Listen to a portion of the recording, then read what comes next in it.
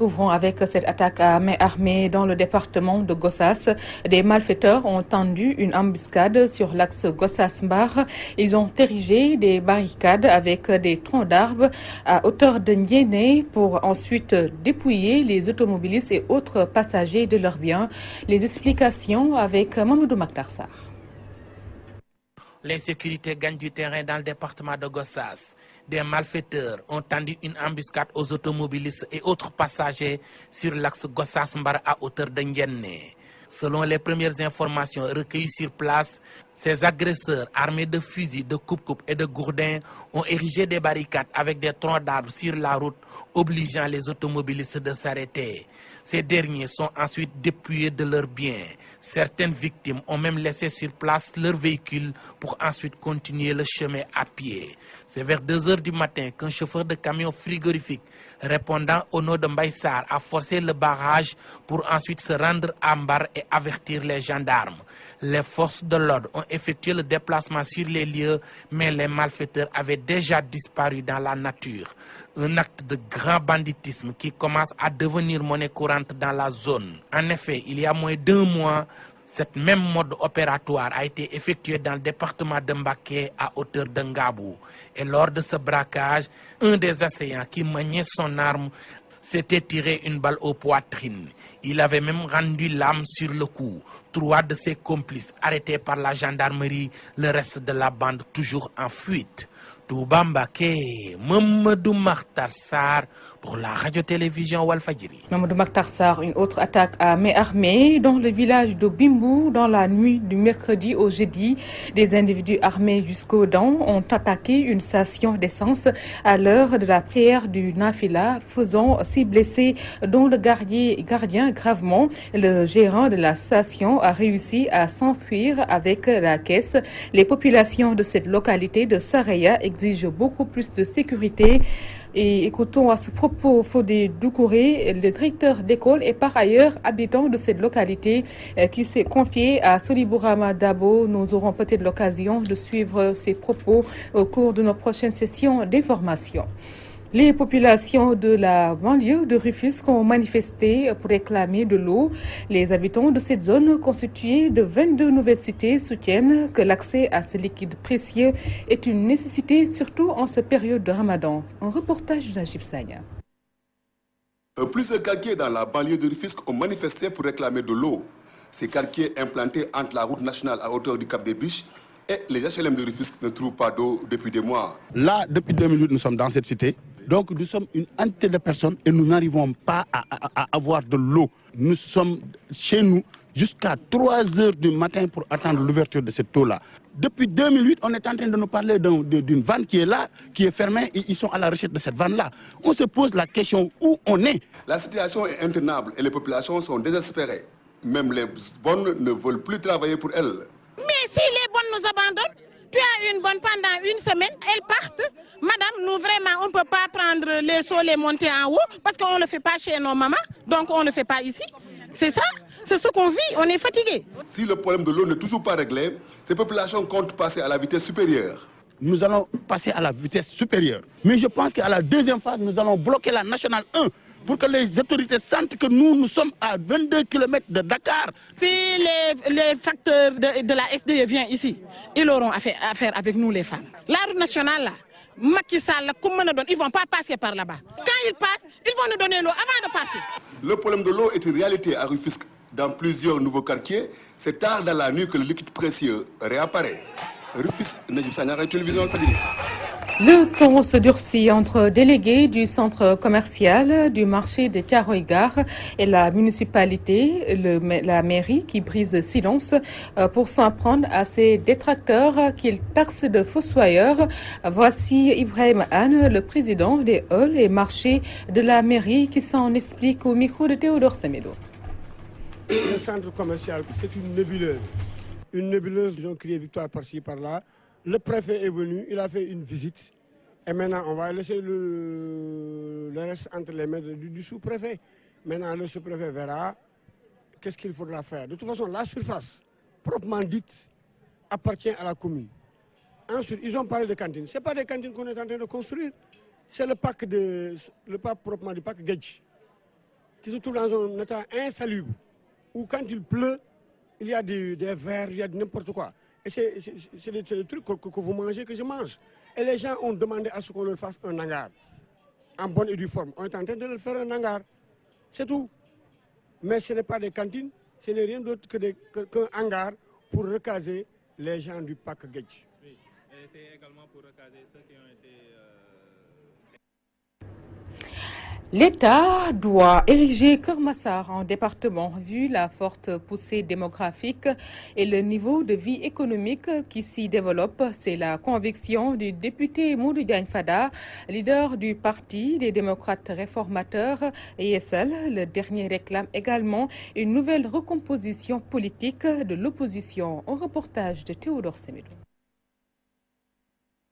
Keur Massar doit être érigé en département selon le leader du parti, les démocrates réformateurs Yessal, Modou Diagne Fada, député à l'Assemblée nationale, qui était en tournée dans cette localité de la banlieue. Commune Keur Massar, jàpp naa ne mooy commune bi gën a rëy ci département Pikine. Keur Massar est l'une des communes les plus peuplées du département de Pikine. Et si vous voyez le rythme des activités économiques, cela démontre qu'il faut vraiment l'ériger en département, qu'il y ait des services déconcentrés sur le plan administratif. Keur Massar, commune yooyu formé benn département. Une nouvelle recomposition de l'échiquier politique de l'opposition doit également se faire pour relever les prochains défis électoraux. Le taureau est entré dans l'enclos. Si vous voyez les derniers remous au niveau de l'opposition, cela veut dire qu'une refonte s'impose. Le leader du LDR Yessal appelle tout de même les autres leaders de l'opposition à dialoguer pour décliner des stratégies politiques en vue d'obtenir une majorité forte aux prochaines élections législatives. Théodore Semedo, Keur Massar, Walfadjri. Un bref, installation de la commission de revue du code électoral. 12 points sont à l'ordre du jour. Un pôle de la majorité s'est constitué, un autre de l'opposition et celui des non-alignés. Le départ d'Abdoulaye Daouda Diallo en tant qu'organisateur des élections réclamées par l'opposition et les non-alignés. Nous y reviendrons avec notre reporter sur place. Libération de Karim Wade grâce aux amnisties. Le nom importe peu pour les responsables de la convergence des enseignants pour un Sénégal meilleur en tournée à Kaolack. La structure demande la mise en liberté du fils de l'ancien président de la République du Sénégal. Babacar Mbaye Ngaraf est leur coordonnateur. Suivons ses propos qui ont été recueillis. En fait, nous nous interdisons de parler de ce deal et nous pensons qu'il appartient à ceux-là qui a fait l'accusation d'en apporter la preuve. Aujourd'hui, le PDS, en tant que patriote, a eu à répondre à l'appel au dialogue. Aujourd'hui, que Macky Sall et son régime appellent la libération de Karim, grâce, amnistie, libération conditionnelle, pardon, pitié, le nom importe peu. L'essentiel, c'est que Karim Wade soit libéré et qu'il garde intact ses droits civiques, civils et politiques pour lui permettre d'être candidat à la prochaine présidentielle. Que Karim Wade est victime, Karim Wade a été injustement arrêté. Les Sénégalais savent bel et bien que Karim Wade n'a absolument pas été arrêté pour faute de gestion. Encore moins pour dilapidation de fonds. Encore moins pour détournement de deniers publics. Karim Wade a été tout simplement arrêté parce que les gens craignaient sa force. Les gens veulent lui refuser la possibilité d'être le prochain président capable de parachever l'œuvre d'Abdoulaye Wade. Encore une fois, le nom qu'on donnera à la libération importe peu. Qu'on l'appelle comme ils veulent. L'essentiel, c'est que Karim Wade soit libéré et qu'il garde, on essaie là-dessus, intact ses droits civiques, civils et politiques pour être candidat à la prochaine présidentielle. Là où le gouvernement du Sénégal a échoué, les guides religieux ont réussi à sauver l'école du chaos. Pour certains citoyens, depuis Senghor, ces hommes de Dieu ont toujours joué le rôle de médiateurs. D'ailleurs, ils invitent les autorités étatiques à associer ces marabouts dans la gestion des affaires de la cité. C'est un de Mami Kanté. L'école sénégalaise sauvée de justesse par la médiation des chefs religieux dont le bras de fer est un syndicat d'enseignants. Madiop Chimère Diaw déclare qu'il est temps que le gouvernement associe les marabouts dans la gestion du pays. Il faut que l'État du Sénégal prête oreille aux marabouts. Ils sont des monuments dans la société et peuvent décompter n'importe quelle situation.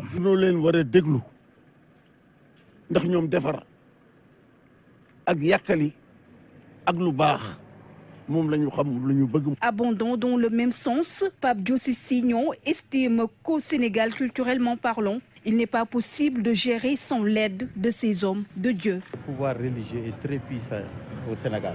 Bon, donc, pour dire qu'on a nos réalités. L'État ne peut pas aller sans les religieux.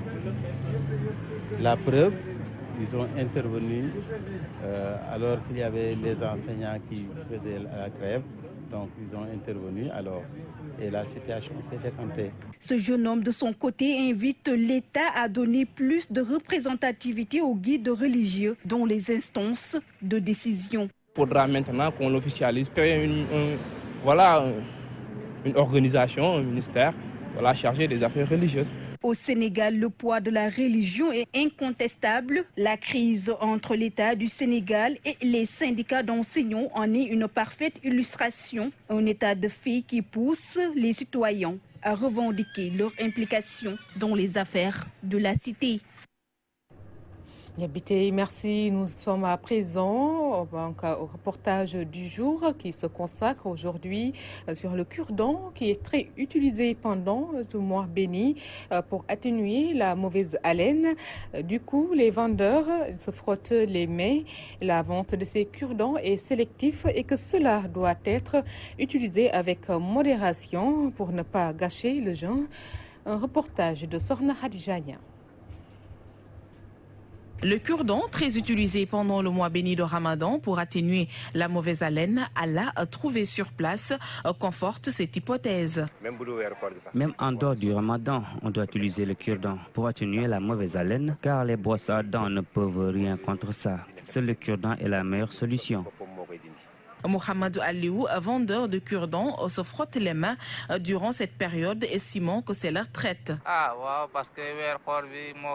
Vous savez, pendant le mois béni de Ramadan, on vend plus. C'est pourquoi beaucoup même disent que c'est notre traite. Des fois, on descend avec la somme de 10 000, 5 000, voire même 7 000. Par contre, le choix des cure-dents est sélectif pour ne pas gâcher le jeûne.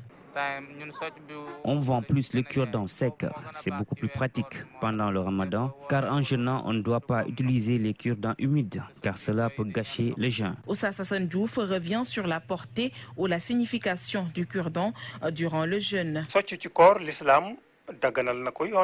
Il est même conseillé dans la pratique de l'islam d'utiliser le cure-dent pendant et en dehors même du Ramadan, mais quand on l'utilise pendant le jeûne, il faut le faire avec prudence pour ne pas avaler les petits brins du cure-dent. L'autre chose est qu'il ne faut pas utiliser les cure-dents humides car cela peut gâcher le jeûne.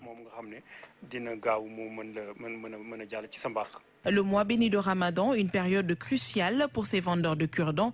Si certains l'utilisent, d'autres non. En tout cas, les avis sont partagés. Sorna Hadijania en place maintenant à l'actualité internationale et nous démarrons par le Niger où 34 migrants dont 20 enfants ont été retrouvés morts dans le désert. Afrique du Sud, il y a 40 ans, la révolte de Soweto et en France, au 2016, 36 personnes ont été arrêtées à Lille après des affrontements. Une synthèse de Nak Meng.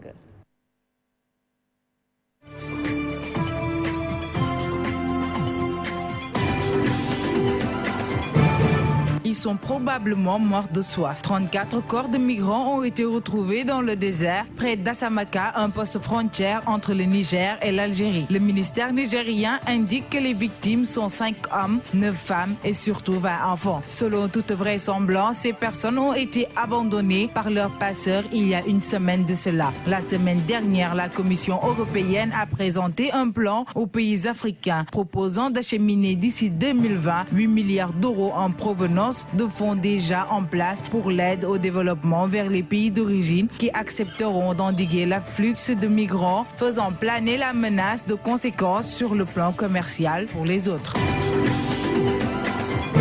Il y a à 40 ans, Soweto explosé. Le 16 juin 1976, des milliers d'écoliers descendaient dans les rues du township pour protester contre l'Afrikaans qui allait être imposé comme langue d'enseignement dans toutes les écoles noires. Une langue perçue comme celle de l'oppresseur, le soulèvement a dégénéré et a été un tournant décisif dans la lutte contre l'apartheid. Personne ne sait exactement combien d'élèves sont décédés ce jour-là. Certains parlent d'une vingtaine de victimes, le plus connu étant un jeune garçon de 13 ans, Hector Peterson, qui a été parmi les premiers à être abattu. La photographie de l'enfant prise par Sam Zima a fait le tour du monde. On y voit un jeune adolescent tenant dans ses bras le corps inerte d'un écolier, sa sœur à ses côtés en pleurs.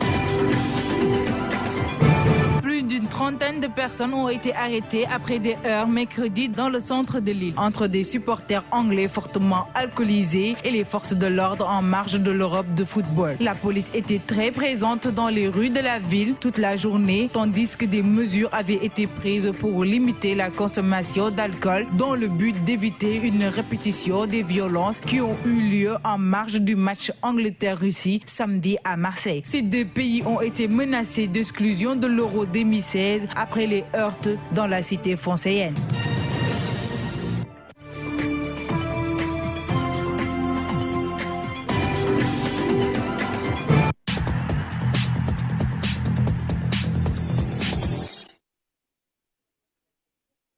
Cher Tidiane Gomis, bonjour. Oui, bonjour Fatou Diouf Faye. En forme, n'est-ce pas? Très, très en forme, comme d'habitude, hein? Oui. Oui, toujours en forme. Hein? Le sportif doit être en forme à chaque moment et à chaque instant. Même à cette période. Hein? Oui. Et donc, vous allez nous parler du football Euro 2016. L'Angleterre, un des favoris de l'Euro, sous la menace d'une élimination, n'est-ce pas? C'est une élimination précoce. Oui, effectivement. Hein? L'Angleterre doit impérativement gagner. En cas de défaite, l'Angleterre peut dire adieu à l'Euro. Oui, c'est vrai, c'est très tôt. Mais c'est tel est le cas. Et voilà maintenant le tableau qui va s'afficher sur vous. En ce moment se joue cette rencontre qui oppose l'équipe de l'Angleterre au pays de Galles. C'est pas Pays-Bas, mais c'est pays de Galles. Donc voilà, les deux équipes s'affrontent en ce moment même. Et dans le groupe C, on peut donc là, une qualification est en l'air. Allemagne-Pologne, les deux équipes avaient gagné la première journée. Et l'une des deux équipes, en cas de victoire, va se qualifier directement. Et ici aussi, une élimination n'est pas à écarter entre l'Ukraine et l'Irlande du Nord. Et donc, ce match est prévu à 16h. Et voilà le programme. Et maintenant, les résultats d'hier. Oui, parce que là, il y a la qualification de la France, la première nation qui est qualifiée pour les huitièmes de finale. La France a battu Albanie 2-0. Et, oui, en tant que pays organisateur, donc les Français ont montré le chemin des huitièmes de finale. Et Roumanie-Suisse, un but partout. Les deux équipes vont attendre la dernière journée pour aller décrocher la qualification. Et la Slovaquie, hier, a surpris la Russie. Et attention à la Russie maintenant, les Russes vont essayer de décrocher l'une des meilleures troisième place, oui, dans ce groupe. Et voilà donc les résultats de cette journée. Retour chez nous avant cela, ou bien vous avez quelque chose à rajouter? Oui, non, mais sinon c'est qu'on va parler maintenant de football, oui. On continue à parler de football, mais cette fois-ci, on va parler de basket. Oui, on va changer un peu, oui. Donc, on va parler de basket. De la Ligue de Dakar qui mise sur la petite catégorie. Oui, c'est vrai. Mais avant cela, on va donner les résultats des demi-finales de la Coupe du Sénégal hier. Et voilà, les résultats sont là. Oui, chez les dames, hier, la ville de Dakar a battu à l'aller donc UGB 72-54 et le Duc qui bat SLBC 60-45. Match retour la semaine prochaine. Et chez les garçons, voilà, là aussi, les garçons, l'AS Douane donc a battu SLBC 75-56 et Louga Basket Club à domicile a dominé l'UESO 68-61. Et on reste avec le basket, comme vous venez de le dire. Le vide constaté dans la formation de la petite catégorie de basket a poussé la Ligue de basket à mettre l'accent cette année sur les mini-baskets. Objectif, créer un engouement autour de cette petite catégorie et la redynamiser. Et là, je vous propose d'écouter le président de la Ligue de basket de Dakar, Ibrahima Diagne, au micro de Amamassi. On a voulu quand même que le mini-basket soit une priorité. Donc il faut quand même que ce mini-basket, qu'on donne l'occasion de s'exprimer. C'est pour ça que vous allez voir beaucoup de tableaux du mini-basket lors des mi-temps et entre les 4 ans. Ce diagnostic, il est apparu quand même qu'il n'y avait pas suffisamment de compétition pour la petite catégorie. Déjà l'année dernière, les compétitions de petite catégorie ne sont pas arrivées en terme. Les petites catégories ont joué que 5 journées. En plus de cela, le mini-basket aussi était à la limite de ce que les acteurs ont dû laisser en rate. Et peut-être que c'est ça qui explique la situation. Aujourd'hui, au Sénégal, on n'arrive plus à trouver un bon pivot. On n'arrive plus à trouver un bon meneur ou meneuse. Raison pour laquelle, vous voyez, l'équipe nationale est essentiellement composée d'expatriés. Et on parle de plus en plus de l'âge de ces joueuses et de ces joueurs. Donc, raison pour laquelle nous devons nous investir pour le renouvellement quand même de notre vivier national. C'est aujourd'hui ça notre priorité. La Ligue de Dakar a voulu s'investir pour le développement du basket à la base. C'est pour ça que nous avons fait du mini-basket de la petite catégorie. Comme le dit l'adage, dis-moi quelle est la petite catégorie que vous avez et je vous dirai quelle sera votre future discipline. C'est là et l'essentiel. Il faut s'occuper de la petite catégorie. Une bonne assertion, cher Tidiane Gomis. Merci. C'est ce journal des sports qui met donc, ou bien avant cela, nous allons passer à la dernière ligne droite de ce journal. C'est la revue de la presse.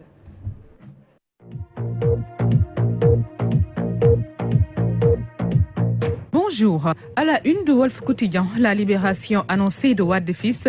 Karim crache sur la grâce de Macky. Le journal informe que Macky Sall a signé le décret de la grâce présidentielle. Karim Wade crache sur la décision. Ainsi se résume l'histoire de la libération de Wade fils, agitée lors de la visite du chef de l'État à Touba et à Tivaouane. De quoi se poser la question de savoir qui du chef de l'État ou de Wade fils va céder, s'interroge le journal. Libération imminente de Karim Wade, l'équation de sa fortune relayée dans Enquête. Karim Wade libre et pauvre, se demande encore le journal qui évoque que si c'est une amnistie, grâce ou libération, sous quelle forme va revêtir la libération de Karim Wade, s'interroge Enquête. Selon le journal, l'imminence d'une telle éventualité pose autant de problèmes qu'elle n'en résout entre l'effacement de sa peine et le processus de récupération de ses biens déjà enclenchés. Des juristes éclairent les conditions d'un éventuel élargissement. Dans la tribune, Macky déterminé à lâcher du lest. Grâce à Karim, la traque enterrée, à en croire le journal. Après l'élargissement du fils de Maître Abdoulaye Wade, l'on ne voit pas comment la juridiction en charge de la traque va continuer les poursuites contre les détenteurs présumés des biens mal acquis.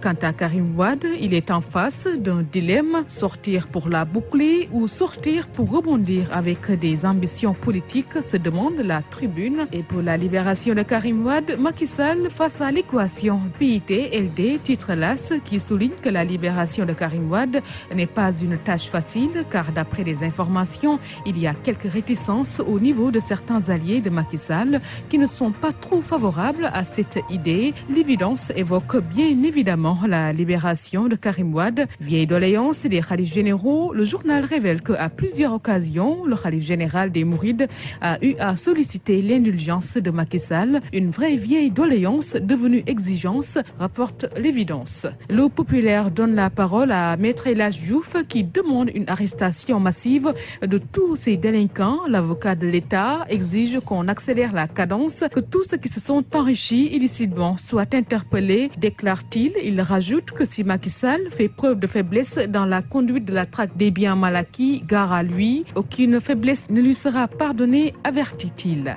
Consensus sur une liste unique, l'opposition rate son dialogue. Barassa une le quotidien, l'arbitrage de Abdoulaye Daouda Diallo attendu, souligne le journal qui précise que malgré 3 heures de discussion, le pôle de l'opposition conduit par le PDS, les FOP de Modou Diagne Fada et compagnie ne sont pas d'accord sur la mise en place d'une liste unique de 15 plénipotentiaires dans le cadre du dialogue sur le fichier électoral.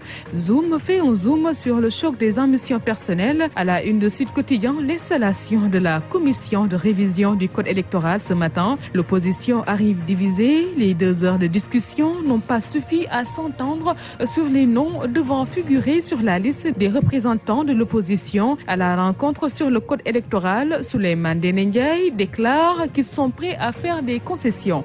Le Témoin qui relaie à sa une les travaux de revue du code électoral quand l'État arbitre le match de l'opposition. Dans Grand Place, la recherche de solutions pour l'école, le plan des Domodara, Al-Amin, Serigne Bass en médiateur et les contours de l'audience. D'ailleurs, Walf Quotidien nous fait savoir que l'État va restituer les ponctions qui ont été faites sur les salaires des enseignants. Libération, dans sa livraison du jour, s'intéresse au trafic de conteneurs remplis de paquets de cigarettes. La douane frappe au cœur du port, titre le journal qui informe qu'un ressortissant français est activement recherché et 3 conteneurs immobilisés. Un dépotoir de malades mentaux à Louga, à la une de Rewmi Quotidien qui explique qu'il est impossible de faire 10 pas dans la capitale du Ndiamour sans rencontrer un malade mental. Kouthia démissionne de la TFM, titre Direct Info. L'humoriste explique dans ce journal pourquoi il a quitté le groupe Futur Média. Il soutient qu'à chaque fois qu'il interprète Karim en prison, il a des problèmes et autres propos pour justifier sa démission dans le journal. Du sport, à la une de Stade, l'Euro 2016, 2e journée, Angleterre-Pays de Galles ce jeudi. Duel entre 2 frères ennemis, s'exclame Stade. Sunulamb se penche sur le retour programmé du Lion la saison prochaine. Bala devra vaincre ou périr. C'est tout, bonne lecture. Ici s'achève cette édition qui a été assurée du côté technique par Adjaratou Penda Diallo Gueye et Ramatoulaye Sall Diop. Merci quand esthétique à Abindou. Retrouvez à 14h Seydina Omar Ba pour l'édition en Wolof. Merci d'avoir suivi ce journal et nous vous souhaitons de passer un excellent après-midi.